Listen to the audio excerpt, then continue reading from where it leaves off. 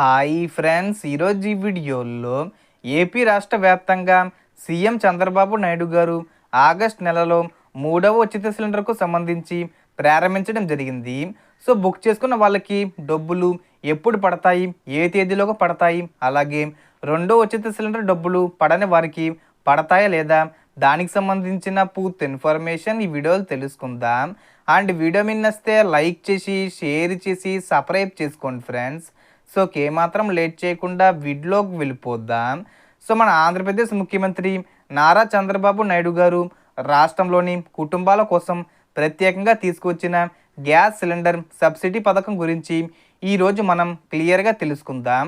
మీకు తెలిసిందే, 2024లో దీపావళి కానుకగా ఈ పథకం మొదలుపెట్టి మొదటి సబ్సిడీ సిలిండర్ను ప్రారంభించారు. ఆ సమయంలో ప్రతి అర్హత ఉన్న కుటుంబం ఒక సిలిండరు సబ్సిడీ లబ్ధి పొందేలా ప్రభుత్వం ఏర్పాట్లు చేసింది. ఆ తర్వాత రెండో సిలిండర్ను కూడా ఏప్రిల్ నెలలో అధికారికంగా ప్రారంభించి జూలై నెలలో అందించడం జరిగింది. అయితే రెండో సిలిండర్కు సంబంధించిన డబ్బులు కొంతమందికి బ్యాంక్ అకౌంట్లలో జమ కాకపోవడానికి కొన్ని సాంకేతిక కారణాలు ఉన్నాయని ప్రభుత్వం గుర్తించింది.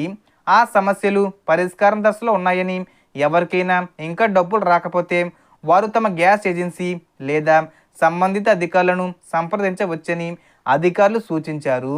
ఇక ఇప్పుడు తాజా అప్డేట్ ప్రకారం 3వ సిలిండర్ను ప్రభుత్వం ఆగస్టు 1వ తేదీ నుండి ప్రారంభించింది. అంటే అర్హులైన కుటుంబాలు ఆగస్టు నుండి నవంబర్ వరకు ఈ 3వ సిలిండరు బుకింగు చేసుకునే అవకాశం ఉంది.